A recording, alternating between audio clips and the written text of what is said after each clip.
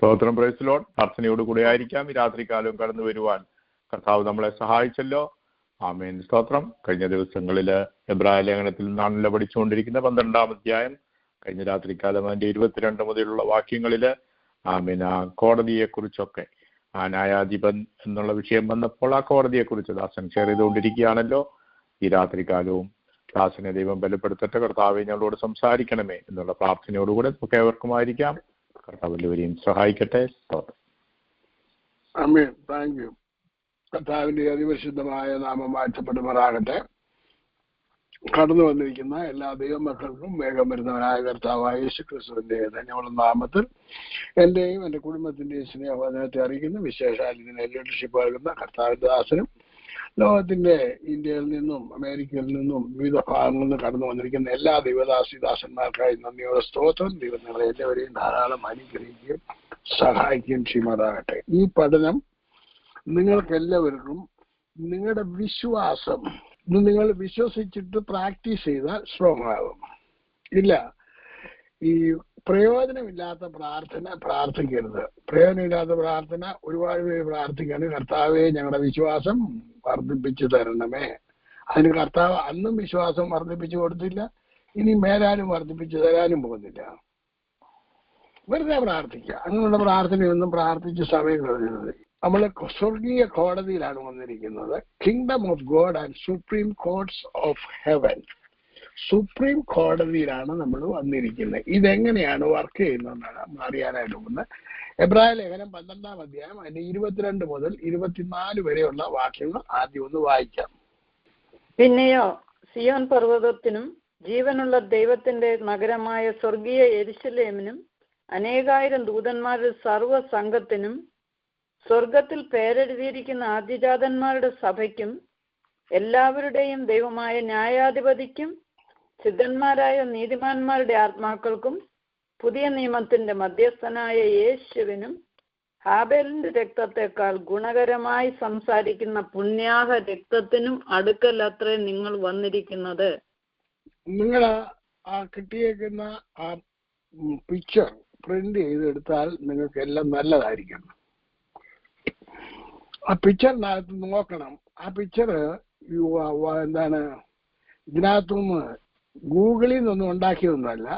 ഇത് ഞാൻ 2019 ഇവിടെയുള്ള ഒരു കർമ്മ പാസ്റ്റർ, അദ്ദേഹം 5 ദിവസത്തേക്ക് ശുശ്രൂഷിക്കാൻ വിളിച്ചു നവംബറിൽ.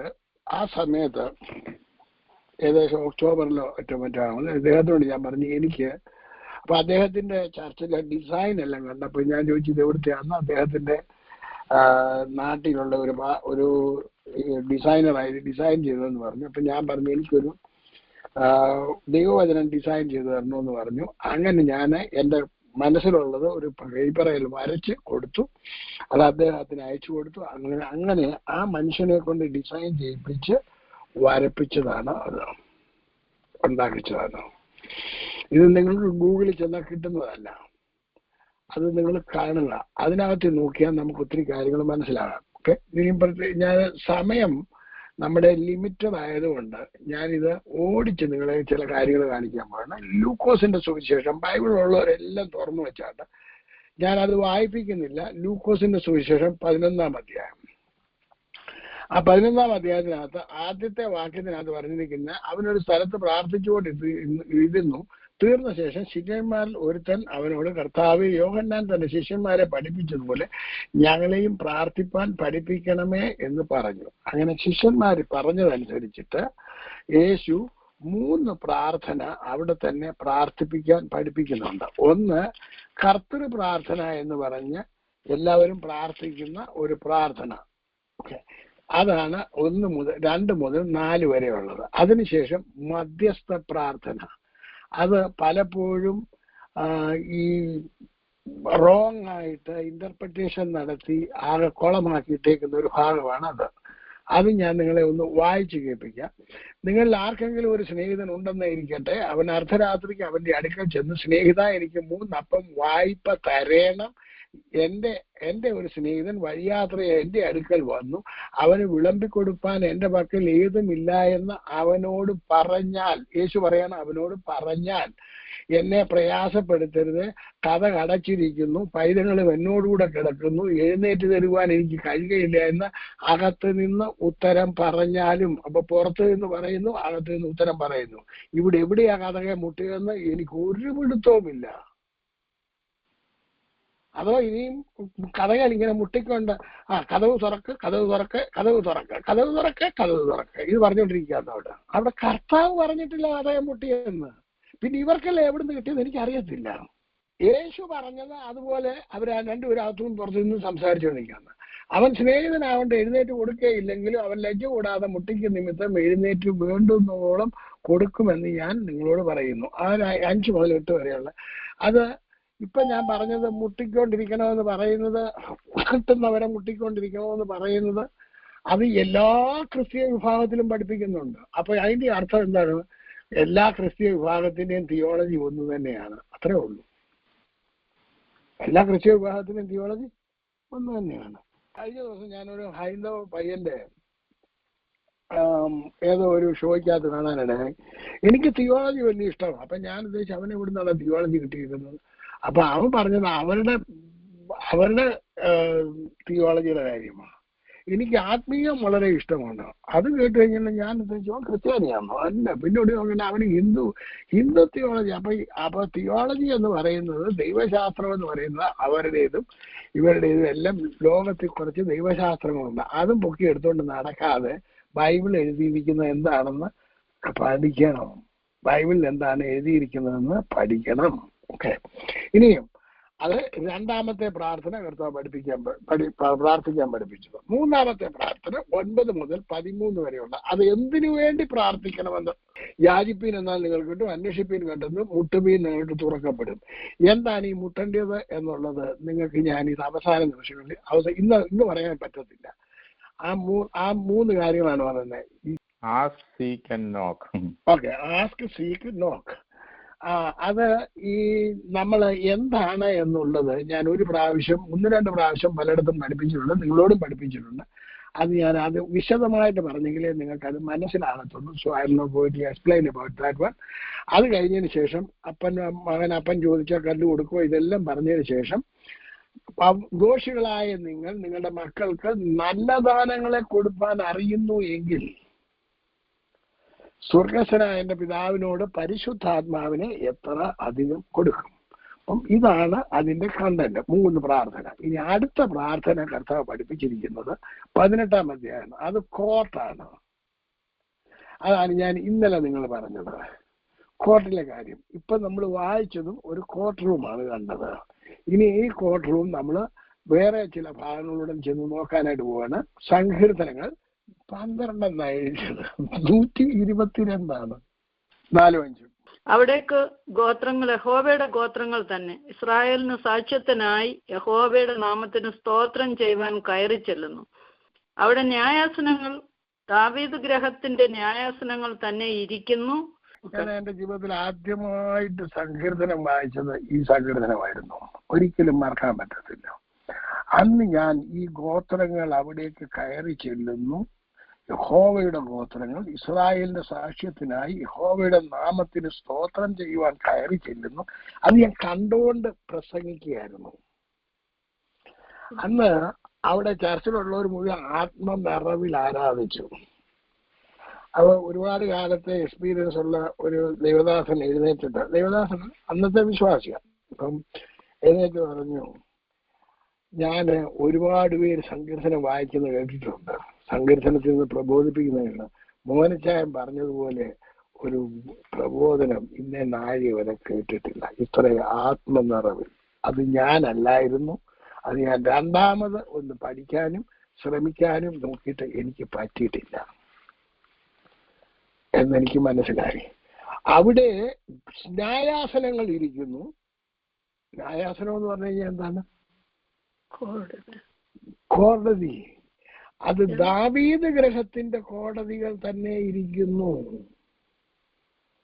അപ്പം യേശു ഏത് സിംഹാസനത്തിലായിരിക്കുന്നത്? ദാവീദിന്റെ സിംഹാസനത്തിൽ. അപ്പൊ കോടതി ആരുടെ കോടതിയാണ്? ദാവീദ് ഗ്രഹത്തിന്റെ ന്യായാസനങ്ങളാണ് ഇരിക്കുന്നത്.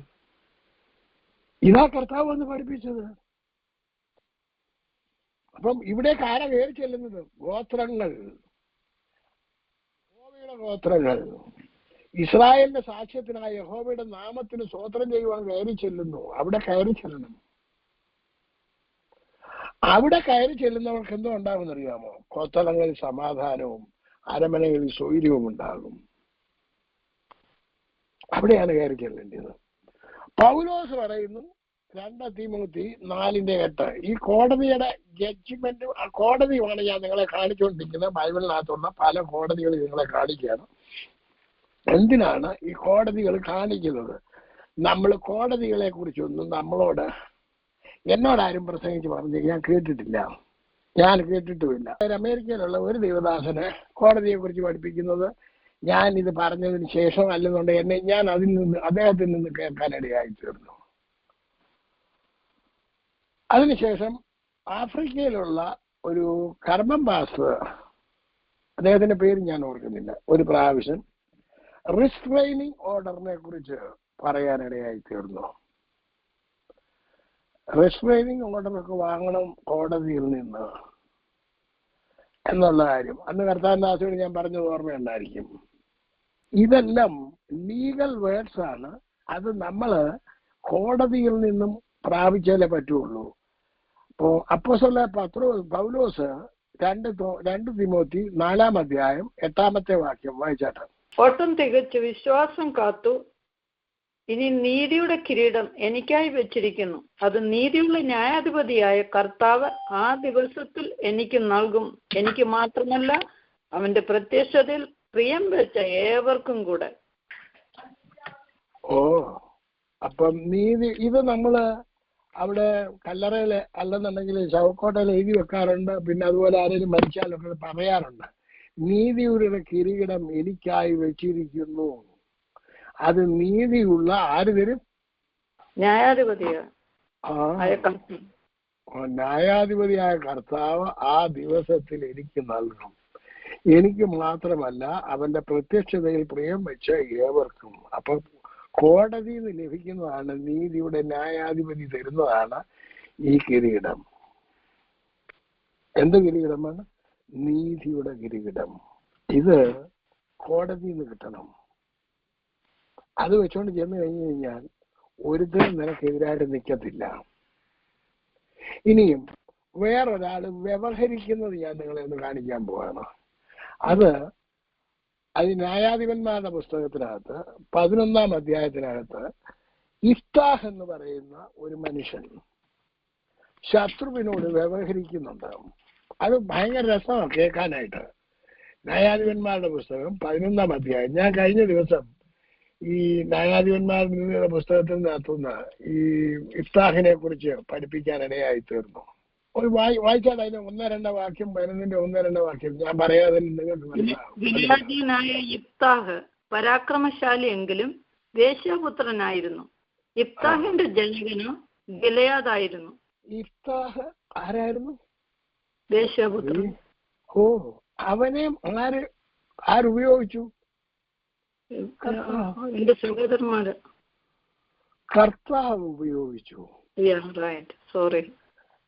കർത്താവ് ഉപയോഗിക്കണമെന്നുണ്ടെന്നുണ്ടെങ്കിൽ നിന്റെ ഹിസ്റ്ററി ഒന്നും കർത്താവിന് വിഷയമല്ല. നീ എന്തായിരുന്നു ഏതായിരുന്നു എന്നുള്ളതല്ല, നീ എന്തായിരിക്കും എന്നുള്ളതാണ് കർത്താവ് നോക്കുന്നത്. നിന്റെ ബയോഡേറ്റ നോക്കിയല്ല നിന്നെ തെരഞ്ഞെടുക്കുന്നത് കർത്താവ്.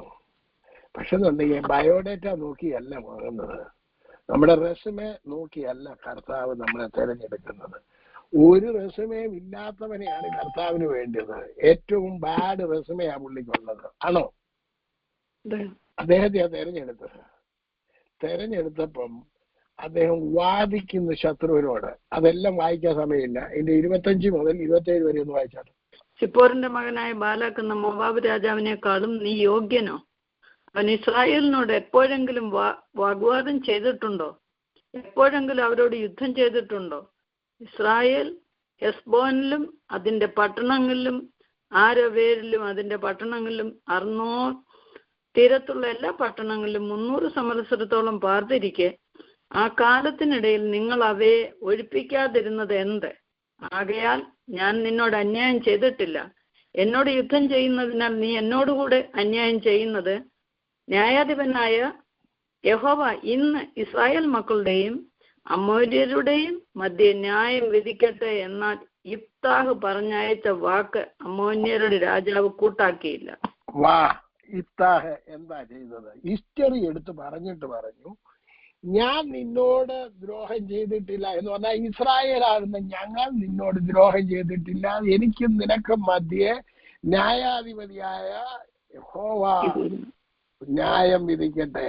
ഇപ്പോ യിഫ്താഹ് തന്റെ വിഷയം ആരുടെ കയ്യിലോട്ട് കൊടുത്തു? കേസ് ദൈവത്തിന്റെ കയ്യിൽ. ഇതാണ് കേസ് കൊടുക്കുന്ന പരിപാടി. അന്നേരം ന്യായാധിപതി എന്ത് ചെയ്യും? കയറി ഇടപെട്ടോളും. ഈ സെയിം പ്രൊസീജിയർ തന്നെയാണ് ദാവീദ് ചെയ്തത്. നീ വിളിച്ചു പറഞ്ഞത് ശൗലിന്റെ സേനയാണെന്ന്. ഇസ്രായേലിന്റെ സൈന്യങ്ങളുടെ യഹോവയുടെ സേനയെ നിന്ദിപ്പാൻ ഈ അഗ്രചർമ്മി ദൈവത്തെ മുന്നേ കൊണ്ടുവന്നു. സൈന്യങ്ങളുടെ യഹോവ യുദ്ധവീരനായ ദൈവത്തെ മുന്നേ കൊണ്ടുവന്ന് അവിടെ വെച്ചു. അതോടുകൂടി യുദ്ധത്തിന് ദൈവം ഇറങ്ങി വന്നു. അതാണ് അവന് നീതിയോടെ വിധിക്കുകയും പോരാടുകയും ചെയ്യുന്നു. നിനക്ക് നീതിയോടുള്ള വിധി വേണമോ? എന്നെ കേൾക്കുന്ന ദൈവമക്കളെ, നിന്റെ ജീവിതത്തിൽ നീ അഭിമുഖീകരിക്കുന്ന വിഷയത്തിന് നീതിയോടുള്ള ഒരു വിധി നീ ആഗ്രഹിക്കുന്നു. കർത്താവ് എന്താ പറഞ്ഞത്? മുമ്പേ അവന്റെ രാജ്യവും നീതിയും അന്വേഷിപ്പീൻ, അതോടുകൂടി ഇതൊക്കെയും നിങ്ങൾക്ക് കിട്ടും. അപ്പൊ നീതി കിട്ടുന്നത് എവിടുന്ന? കോടതിന്ന്. കർത്താവ് അപ്പൊ എന്താ പറഞ്ഞേ? രാജ്യമുണ്ട്, ആ രാജ്യത്ത് നീതി നടപ്പിലാക്കുന്ന ഒരു രാജാവുണ്ട്. അതിന് നീ എവിടെ ചെല്ലണം? അപ്പൊ നമുക്ക് ഈ ഒറ്റമൂലി പ്രയോഗം മാത്രം പറഞ്ഞുകൊണ്ട് നടക്കുന്ന ഇപ്പൊ എല്ലാം. പണ്ട് കാലത്ത് ഒറ്റമൂലി കഴിച്ചാൽ മതിയായിരുന്നു. എല്ലാ അസുഖത്തിനും വൈദ്യന്മാരെടുക്കെ ചെന്ന് എന്തോ വാങ്ങും. അതാർക്കെങ്കിലും അറിയാവുന്നവരാരെങ്കിലും ഇതിനകത്തിനുണ്ടോ ഒറ്റമൂലി കഴിച്ചിട്ടുള്ളവരാരെങ്കിലും? എന്റെ അമ്മ ചെറുപ്പത്തില് വയറ്റുവേദനയൊക്കെ വരുന്നുടനെ അയമോദകം കൊണ്ടുള്ള ഏതാണ്ട് ഒരു ഗുളിക പോലെ ഉണ്ടാക്കി തരും. വൈദ്യന്മാർ കൊടുക്കുന്നത് ഏതാണ്ടാ. കഴിച്ചിട്ടുണ്ടോ അയമോദകം കൊണ്ടുള്ള? അയമോദകം കായം കൂടെ ചേർത്താ? അതൊന്നും എനിക്കറിയത്തില്ല, ചെറുപ്പത്തിലാ. അപ്പൊ ഒറ്റമൂലി പ്രയോഗം ഇതാണ് ഇന്നും കയ്യിരിക്കുന്നത്. എന്തുണ്ടെങ്കിലും വന്നോ കണ്ണുനീരിനെ വഴികടക്കാത്ത കർത്താവ് ഒറ്റമൂലിയാണ്. എല്ലാ പെന്തക്കോസ്ത് മുഴുവൻ പെന്തക്കോസ്തല്ല, എല്ലാ ക്രിസ്തീയ വിഭാഗത്തിനും ഒറ്റമൂല്യം കൊണ്ട് നടക്കുകയാണ്. മക്കളെ, ഇതൊന്നും കൊണ്ട് വില പോകത്തില്ല. കർത്താവിന്റെ സിസ്റ്റത്തിലേക്ക് നമ്മൾ കടന്നു വരണം. കർത്താവ് നീതിയുള്ള ന്യായാധിപതിയാണ്. യശയാപ്രവചനത്തിലേക്ക് കടന്നു വന്നത്. ഇപ്പൊ കണ്ട വാദം കണ്ടു. നിങ്ങൾ ഈ ആൾക്കാർ തമ്മിൽ സംസാരിക്കുന്നത് കേൾക്കണം, അത് പഠിക്കണം. എന്തിനു വേണ്ടി അവരുടെ സംസാരങ്ങളൊക്കെ ഇതിനകത്ത് ബൈബിളിനകത്ത് എഴുതി വെച്ചിരിക്കുന്നത്? നമ്മൾ അറിയാനും പഠിക്കാനും അത് നമ്മൾ പ്രാക്ടീസ് ചെയ്യാനും വേണ്ടിയാണ്. യശയാപ്രവചനം 3-ാം അധ്യായം 13 മുതൽ 15 വരെയുള്ള വാക്യങ്ങൾ വായിച്ചാട്ടെ. യഹോവ വ്യവഹരിപ്പാൻ എഴുന്നേറ്റ് വംശങ്ങളെ വിധിപ്പാൻ നിൽക്കുന്നു. യഹോവ തന്റെ ജനത്തിന്റെ മൂപ്പന്മാരോടും പ്രഭുക്കന്മാരോടും ന്യായവിസ്താരത്തിൽ പ്രവേശിക്കും. നിങ്ങൾ മുന്തിരിത്തോട്ടം തിന്നുകളഞ്ഞു, എളിയവരോട് കവർന്നെടുത്തത് നിങ്ങളുടെ വീടുകളിലുണ്ട്. എന്റെ ജനത്തെ തകർത്ത് കളവാനും എളിയവരെ ദുഃഖിപ്പിപ്പാനും നിങ്ങൾക്ക് എന്ത് കാര്യം എന്ന് സൈന്യങ്ങൾ യഹോവയായ കർത്താവിന്റെ അരുളപ്പാട്. നിങ്ങൾ പറഞ്ഞേ, RSSകാര് ഇവരെ ദുഃഖിപ്പിക്കുന്നുണ്ടോ, പ്രയാസപ്പെടുത്തുന്നുണ്ടോ? Indian government പെന്തക്കോസ്തുകാരെ വ്യസനിപ്പിക്കുന്നുണ്ടോ? ഉണ്ടോ ഇല്ലയോ? അതിന് പ്രാർത്ഥിക്കുന്നുണ്ടോ ഇല്ലയോ? ഉണ്ട്. എങ്ങനെയാ പ്രാർത്ഥിക്കുന്നത്? കർത്താവെ അവരോട് കരുണ തോന്നണമേ, അവരോട് മനസ്സലിവ് തോന്നണമേ, കർത്താവെ അത് അങ്ങനെ ചെയ്യണമേ, ഇങ്ങനെ ചെയ്യണമേ. ന്യൂസ് പറഞ്ഞു കൊടുക്കുക കർത്താവിന്. അവിടെ അങ്ങനെ നടക്കുന്ന കർത്താവ്, ഇവിടെ ഇങ്ങനെ നടക്കുന്ന കർത്താവ്, UP-യിൽ അങ്ങനെ നടക്കുന്ന കർത്താവ്, മധ്യപ്രദേശിൽ ഇങ്ങനെ നടക്കുന്നു കർത്താവ്, ഒറീസയിൽ ഇങ്ങനെ നടക്കുന്നു. ന്യൂസ് കർത്താവിന് നല്ല ന്യൂസ് ഏജൻസി നല്ല നല്ല വാക്സാമർത്ഥ്യത്തോടെ പറഞ്ഞു കൊടുക്കുന്ന ആൾക്കാരാണ്. പിന്നെ കർത്താവിനോട് ന്യൂസും പറഞ്ഞു കൊടുക്കും, പിന്നെ എന്ത് ചെയ്യണമെന്നുള്ള അഭിപ്രായവും പറഞ്ഞു കൊടുക്കും. അതാ പ്രാർത്ഥന എന്നാണ് പലരുടെയും ധാരണ. അതല്ല എന്നാണ് അനേകരോട് പറഞ്ഞു. അത് കാരണം പ്രയർ ലൈനിലുള്ള പലർക്കും എന്നോട് എന്നെ ഇങ്ങനെ ഈ പച്ചക്ക് ഇങ്ങോട്ട് കിട്ടിയാൽ ഞാൻ കരകളിലോട്ട് വെച്ചിട്ട് അരച്ചിട്ടുണ്ടല്ലോ, ചമ്മന്തിയാക്കി തിന്നാനുള്ള വൈരാഗ്യമുണ്ട്. മക്കളെ, കർത്താവ് അങ്ങനെയല്ല പറഞ്ഞേക്കുന്നത്. കർത്താവ് പറഞ്ഞേക്കുന്നത് ഞാൻ നിങ്ങളെ ഒന്നെടുത്ത് കാണിക്കാം. ഇന്നാളിലും കാണിച്ചു. എന്നും കാണണം. ദാനിയേലിന്റെ പുസ്തകം 7-ാം അധ്യായം, ദാനിയേലിന്റെ പുസ്തകം 7-ാം അധ്യായം അതിന്റെ 18-ാമത്തെ വാക്യം. എന്നാൽ അത്യുന്നതനായവന്റെ വിശുദ്ധന്മാർ രാജത്വം പ്രാപിച്ച് എന്നേക്കും സദാകാലത്തേക്കും രാജത്വം അനുഭവിക്കും. അത്യുന്നതനായ വിശുദ്ധന്മാർ ആരാ? ദൈവമക്കൾ.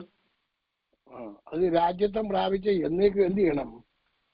സദാകാലത്തേക്കും രാജ്യത്വം അനുഭവിക്കും. അതിനാ വിളിച്ചേക്കുന്നത്. എന്നിട്ട് ഇപ്പൊ എന്തോ അനുഭവിച്ചോണ്ടിരിക്കുക? കരഞ്ഞോണ്ടിരിക്കുക. അടുത്ത 27. പിന്നെ രാജ്യത്വവും ആധിപത്യവും ആകാശത്തിന് കീഴിൽ എല്ലായിടവുമുള്ള രാജ്യങ്ങളുടെ മഹത്വവും അത്യുന്നതന്റെ വിശുദ്ധന്മാരായ ജനത്തിന് ലഭിക്കും. അവന്റെ രാജ്യത്വം നിത്യരാജ്യത്വമാകുന്നു. സകല ആധിപത്യങ്ങളും അവനെ സേവിച്ച് അനുസരിക്കും. ഓക്കെ, ഒന്നുകൂടെ വായിച്ചാൽ 25 മുതൽ വായിച്ചാണോ? 25. അവൻ അത്യുന്നതനായവന് വിരോധമായി വമ്പു പറയുകയും അത്യുന്നതനായവന്റെ വിശുദ്ധന്മാരെ ഒടുക്കിക്കളയുകയും സമയങ്ങളെയും നിയമങ്ങളെയും മാറ്റുവാൻ ശ്രമിക്കുകയും ചെയ്യും. കാലവും കാലങ്ങളും കാലാംശവും അവർ അവന്റെ കയ്യിൽ ഏൽപ്പിക്കപ്പെട്ടിരിക്കും. എന്നാൽ ന്യായവിസ്താര സഭ ഇരുന്നു കൊണ്ട് അവന്റെ ആധിപത്യം എടുത്തു കളഞ്ഞ് അന്തം വരെ നശിപ്പിച്ച് മുടിക്കും. പിന്നെ രാജ്യത്വവും ആധിപത്യവും ആകാശത്തിന് കീഴിൽ എല്ലായിടവുമുള്ള രാജ്യങ്ങളുടെ മഹത്വവും അത്യുന്നതന്റെ വിശുദ്ധന്മാരായ ജനത്തിന് ലഭിക്കും. അവന്റെ രാജ്യത്വം നിത്യരാജ്യത്വമാകുന്നു. സകല ആധിപത്യങ്ങളും അവനെ സേവിച്ച് അനുസരിക്കും. ഇനി ഞാൻ നിങ്ങളോട് പറയട്ടെ, ഇത് പ്രവചനമാണോ അല്ലയോ? പ്രവചനമാണ്. ഈ പ്രവചനം നിവർത്തിക്കപ്പെടാൻ കിടക്കുന്നു, നിവർത്തിച്ചുകൊണ്ടേയിരിക്കുന്നു. ഇതാണ് പ്രവചനത്തിന്റെ പ്രത്യേകത. ഇതെന്ത് ചെയ്യണം? ഇപ്പൊ അത്യുന്നതനായവന്റെ വിശുദ്ധന്മാർക്ക് വിരോധമായി ആരെങ്കിലും എഴുന്നേൽക്കുന്നുണ്ടോ? സമയങ്ങളെയും കാലങ്ങളെയും ഒക്കെ മാറ്റുന്നുണ്ടോ? ഉണ്ട്. ന്യായവിസ്താര സഭ എവിടെയെങ്കിലും മാറിപ്പോയിട്ടുണ്ടോ? അത് മാറ്റുന്നുണ്ട്. ന്യായവിസ്താര സഭ, ദൈവത്തിന്റെ ന്യായവിസ്താര സഭ മാറുന്നില്ല. അവന്റെ ആധിപത്യം ആ ന്യായവിസ്താര സഭ ഇവന്റെ ആധിപത്യം എടുത്തു കളയും. അതിനെന്ത് ചെയ്യണം? നമ്മൾ ഡിക്ലെയർ ചെയ്യണം. യേശുവിന്റെ നാമത്തിൽ ദൈവസഭയ്ക്ക് വിരോധമായി എഴുന്നേൽക്കുന്ന എല്ലാ നാവിനെയും ഞങ്ങൾ കുറ്റം വിധിക്കുകയാകുന്നു. യേശുവിന്റെ നാമത്തിൽ അവരുടെ സഭ നീങ്ങി മാറട്ടെ. യേശുവിന്റെ നാമത്തിൽ ദൈവജനത്തിനും ദൈവസഭയ്ക്കും വിരോധമായി എഴുന്നേൽക്കുന്ന എല്ലാ കൊമ്പുകളെയും യേശുവിന്റെ നാമത്തിൽ അച്ചുടയ്ക്കുകയാകുന്നു എന്ന് തകർക്കേണ്ട ജോലി നമ്മുടെ ഓരോരുത്തരുടെയുമാണ്. ഹലോ, അതിന് എഴുന്നേക്കാൻ പറ്റാത്ത എന്താണെന്നറിയാമോ? ശത്രു ഇവരുടെ എല്ലാം വായ അടച്ചു വെച്ചിരിക്കുക. കാരണം ഇവരെഴുന്നേറ്റാൽ ശത്രുവിന്റെ തോൽവിയാണെന്ന് നല്ലതുപോലെ ശത്രുവിന് അറിയാം. അതുകൊണ്ടാ പുതിയ പാട്ടുകളൊക്കെ ഇറങ്ങുന്നത്. എന്താ ഇറങ്ങുന്നത്? കർത്താവിനെ എന്റെ വിലക്കകത്ത് കയറ്റാൻ പോലും എനിക്ക് യോഗ്യതയില്ലെന്ന് പറഞ്ഞിട്ട് നടക്കുന്നത് പെന്തക്കോസ്തുകാരന്. ദൈവമക്കളെ, മാറി ചിന്തിച്ചോണം. ന്യായവിസ്താര സഭ കണ്ടു.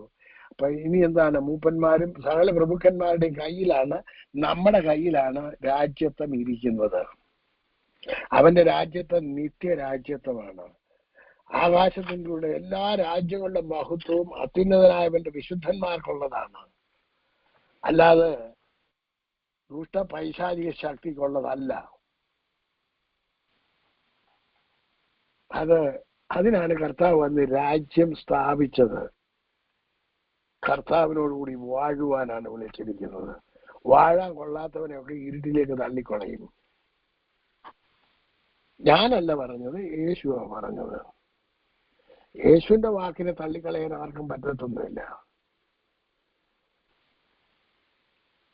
അപ്പോസ്തല പ്രവൃത്തി 6-ാം അധ്യായം 7 മുതൽ 10 വരെ. ദൈവവചനം പരന്നു. യെരൂശലേമിൽ ശിഷ്യന്മാരുടെ എണ്ണം ഏറ്റവും പെരുകി. പുരോഹിതന്മാരിലും വലിയൊരു കൂട്ടം വിശ്വാസത്തിന് അധീനരായി തീർന്നു. അനന്തരം സ്തെഫാനോസ് കൃപയും ശക്തിയും നിറഞ്ഞവനായി ജനത്തിൽ വലിയ അത്ഭുതങ്ങളും അടയാളങ്ങളും ചെയ്തു. ലിബ്നത്തീർ എന്നു പേരുള്ള പള്ളിക്കാരിലും കുറേനക്കാരിലും അലക്സാന്ദ്രിയക്കാരിലും കിലിക്കിയ ആസിയ എന്ന ദേശക്കാരിലും ചിലർ എഴുന്നേറ്റ് സ്തെഫാനോസിനോട് തർക്കിച്ചു. എന്നാൽ അവൻ സംസാരിച്ച ജ്ഞാനത്തോടും ആത്മാവോടും എതിർത്ത് നിൽപ്പാൻ അവർക്ക് കഴിഞ്ഞില്ല. കാരണം എന്തായിരുന്നു? അവൻ ആത്മനിറവിലായിരുന്നു. അവന് ദൈവം ജ്ഞാനം നൽകി. ദൈവം അവനോട് കൂടെ ഇരുന്നു. മക്കളെ, നിങ്ങൾ ആത്മനിറവിലായി പ്രവർത്തിക്കുമ്പോൾ നിങ്ങളോട് എതിർത്ത് നിൽക്കാൻ ആർക്കും കഴിയത്തില്ല.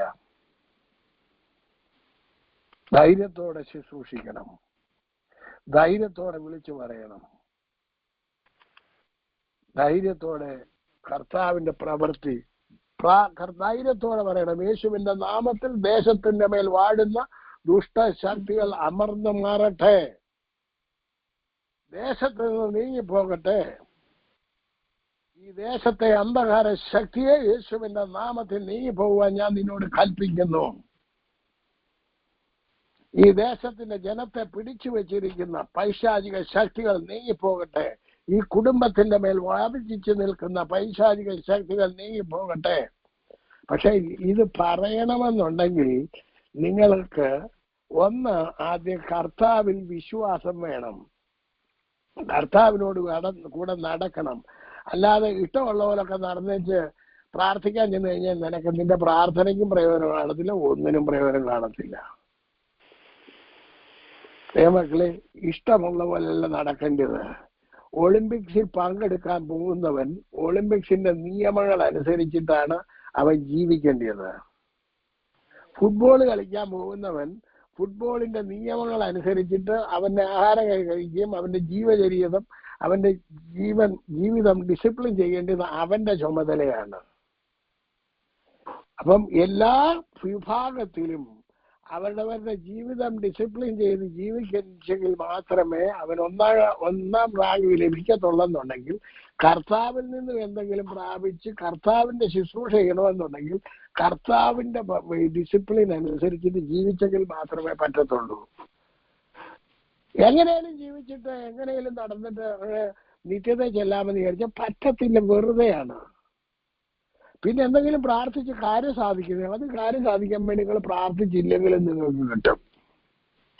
നിങ്ങൾ ഒരക്ഷരം പോലും പ്രാർത്ഥിക്കാതെ ചുമ്മാതെ നടന്നാലും നിങ്ങൾക്ക് അത്ഭുതങ്ങൾ കാണാൻ സാധിക്കും. നിങ്ങൾ കടന്നു കിട്ടും. അത് യോഹന്നാന്റെ സുവിശേഷത്തിൽ ഞാൻ നിങ്ങളോട് പഠിപ്പിച്ചിട്ടുള്ളതാണ്. ദൈവമക്കളെ, മർക്കോസിന്റെ സുവിശേഷം 9-ാം അധ്യായം അതുകൂടെ പറഞ്ഞിട്ട് ഞാൻ ഇവിടെ അവസാനിപ്പിക്കാൻ പോവുകയാണ്. 33-34 വാക്യം. ഒരു വാക്യോടെ വായിക്കാനുണ്ട്. അത് വായിച്ചു കഴിഞ്ഞ ഒരു വാക്യോടുണ്ട്. അവൻ കഫർന്നഹൂമിൽ വന്നു വീട്ടിലിരിക്കുമ്പോൾ നിങ്ങൾ വഴിയിൽ വെച്ച് തമ്മിൽ വാദിച്ചത് എന്തെന്ന് അവരോട് ചോദിച്ചു. അവരോ തങ്ങളുടെ ഇടയിൽ വലിയവൻ ആരെന്ന് വഴിയിൽ വെച്ച് വാദിച്ചത് കൊണ്ട് മിണ്ടാതിരുന്നു. ഇത് ശ്രദ്ധിക്കണം.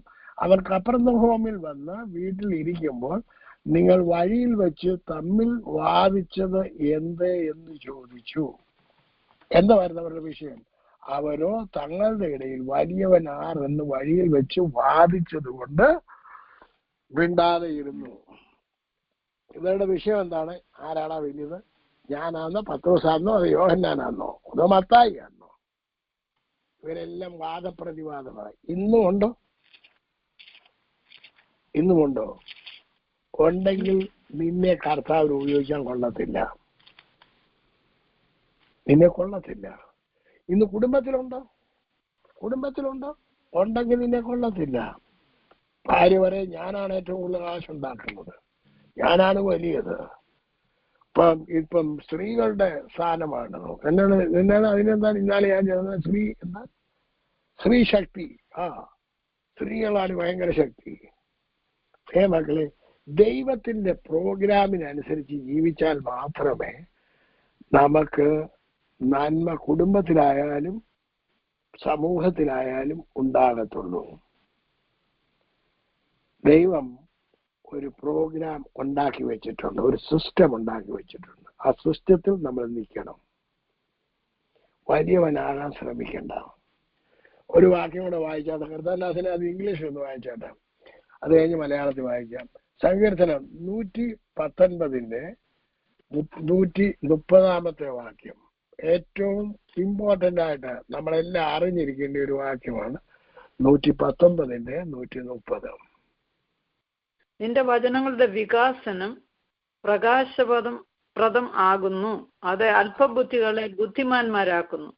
ഓക്കെ, അത് കർത്താവിനെ അത് ഇംഗ്ലീഷിൽ ഒന്ന് വായിച്ചാട്ടെ. The teaching of your word gives light, so even the simple can understand. 119 130 അല്ലയോ? 130. അത് വേറൊരു വേർഷൻ വായിച്ചത്. The entrance of your words gives light, it gives understanding to the simple. ആദ്യമേ വായിച്ചത് teaching. ഇത് നിങ്ങൾ എവിടെയെങ്കിലും കിട്ടുമെന്നുണ്ടെങ്കിൽ കത്തോലിക്ക ബൈബിളിനകത്ത് വായിക്കണം. ഈ വികാസനം പ്രകാശപ്രദമാകുന്നു എന്നുള്ളത് അല്പബുദ്ധികളെ ജ്ഞാനിയാക്കുന്നു എന്നുള്ള പദം എന്താണ്? ഈ ദൈവവചനം നമുക്ക് പ്രകാശം തരും എന്ന് പറയുന്നത് നമ്മുടെ ബുദ്ധിയെ പ്രകാശിപ്പിക്കും. അത് പ്രകാശിപ്പിച്ച് കിട്ടിയെങ്കിൽ മാത്രമേ നമുക്ക് എന്തുണ്ടാകത്തുള്ളൂ? പ്രയോജനം ഉണ്ടാകത്തുള്ളൂ. ഞാനതൊന്ന് എടുത്തോട്ടെ, ഞാനതൊന്ന് എടുത്ത് വായിക്കാം. അങ്ങയുടെ വചനങ്ങളുടെ ചുരുളുകൾ അഴിയുമ്പോൾ പ്രകാശം പകരുന്നു, എളിയവർക്ക് അത് അറിവ് പകരുന്നു. അങ്ങയുടെ വചനങ്ങളുടെ ചുരുള അഴിയുമ്പോൾ എന്ന് പറഞ്ഞു കഴിഞ്ഞാൽ ദൈവവചനത്തിന്റെ ചുരുള അഴിഞ്ഞു കിട്ടണം എന്ന് പറഞ്ഞു കഴിഞ്ഞാൽ അത് നമുക്കത് റെവലേഷൻ ആയിട്ട് ലഭിക്കണം. എങ്കിൽ മാത്രമേ നമുക്കതിന്റെ അറിവ് ലഭിക്കത്തുള്ളൂ. അതാണ് പറഞ്ഞിരിക്കുന്നത്. വചനത്തിന്റെ എൻട്രൻസ് അല്ലെന്നുണ്ടെ വേറെന്തായിരുന്നു പറഞ്ഞത്? ടീച്ചിങ്ങോ? എങ്ങനെയായിരുന്നു? ടീച്ചിങ്. വചനങ്ങളുടെ വികാസനം എന്ന് പറഞ്ഞു കഴിഞ്ഞാൽ അതിന്റെ ചുരുളഴിയണം. പലപ്പോഴും ദൈവവചനത്തിന്റെ ചുരുള അഴിഞ്ഞു കിട്ടുന്നില്ല എന്ന് പറഞ്ഞാൽ അതിന്റെ റെവലേഷൻ ലഭിക്കുന്നില്ല. ലഭിക്കാത്തത് കാരണം നമുക്കതുകൊണ്ട് പ്രയോജനമില്ലാതെ പോകുന്നു. കേൾക്കുന്നുണ്ട്, അത് മനസ്സിലാകുന്നില്ല. അങ്ങനെയല്ല വേണ്ടത്. അതുകൊണ്ട് ഈ കോടതിയുടെ വിഷയങ്ങൾ നിങ്ങൾ മനസ്സിലാക്കി, നിങ്ങൾക്കെതിരായിട്ട് വരുന്ന ഏത് വിഷയത്തിനും ദൈവസന്നിധി ചെല്ലാൻ സാധിക്കും. കോടതിയിൽ അപ്രോച്ച് ചെയ്യുന്നത് പോലെ അത് അപ്രോച്ച് ചെയ്യണമെന്നുണ്ടെങ്കിൽ നമ്മൾ ദൈവവചനം പഠിക്കണം. ഏതുമായിട്ടാണ് ഞാൻ അവന്റെ അടുക്കലേക്ക് ചെല്ലേണ്ടത് എന്ന് മനസ്സിലാക്കണം.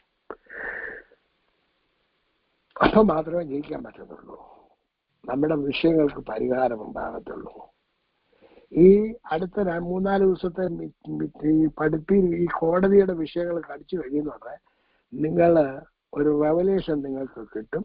നിങ്ങളുടെ വിഷയങ്ങൾക്ക് എങ്ങനെ പരിഹാരം വരുത്താൻ സാധിക്കുമെന്ന് നിങ്ങൾക്ക് മനസ്സിലാകും.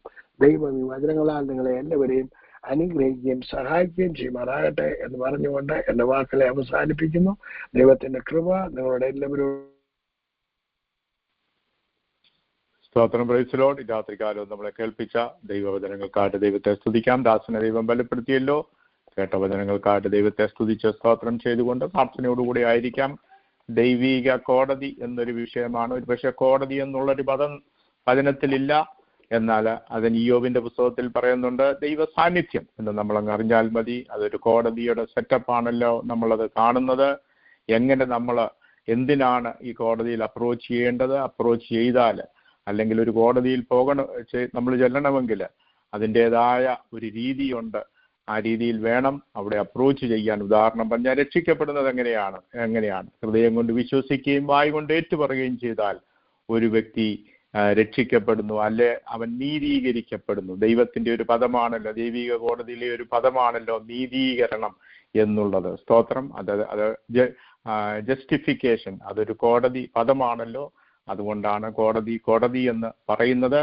അപ്പോൾ തന്നെ ഇതുമായിട്ട് തന്നെയാണ് ബന്ധം. നമുക്കറിയാം, ദൈവത്തെ സ്നേഹിക്കുന്നവർക്ക് ആമേൻ എല്ലാം നന്മയ്ക്കായി കൂടി വ്യാപരിക്കുന്നു. ദാസൻ അവസാനം പറഞ്ഞൊരു കാര്യം ഞാൻ വളരെ അഗ്രി ചെയ്യുന്നു. നമ്മൾ കാര്യസാധ്യത്തിനായിട്ട് നമ്മൾ പ്രാർത്ഥിക്കേണ്ട ആവശ്യമില്ല. കാര്യം ദൈവം എല്ലാവർക്കും നല്ലവനാണ്. എല്ലാവർക്കും അവൻ കാര്യങ്ങളെ ചെയ്തു കൊടുക്കും. പക്ഷെ നമ്മൾ എന്തിനാണ് ദൈവത്തെ സ്നേഹിക്കുന്നത്? അതിൻ്റെ ഉദ്ദേശം വേറെയാണല്ലോ. ദൈവത്തെ സ്നേഹിക്കുന്നവർക്ക് സകലതും എന്ന് പറഞ്ഞാൽ നമ്മളെ നീതീകരിക്കുന്നു, വിശുദ്ധീകരിക്കുന്നു, തേജസ്കീകരിക്കുന്നു. ഇതിനു വേണ്ടിയാണ് കർത്താവിനെ നമ്മൾ സ്നേഹിക്കേണ്ടത്, അല്ലെ കർത്താവിൻ്റെ പുറകെ പോകേണ്ടത്.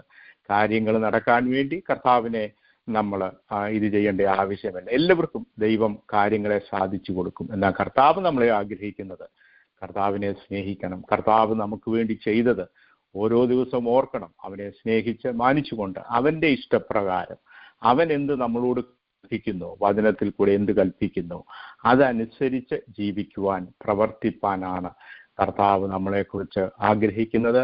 ഈ ലോകത്തിൽ എന്തെങ്കിലും നേടിയെടുക്കുക എന്നുള്ളതല്ല, അതിനുപരി നമ്മുടെ നിത്യത അതായിരിക്കണം ഏറ്റവും ഇമ്പോർട്ടൻ്റ് ആയിട്ടുള്ള കാര്യമെന്ന് പറയുന്നത്.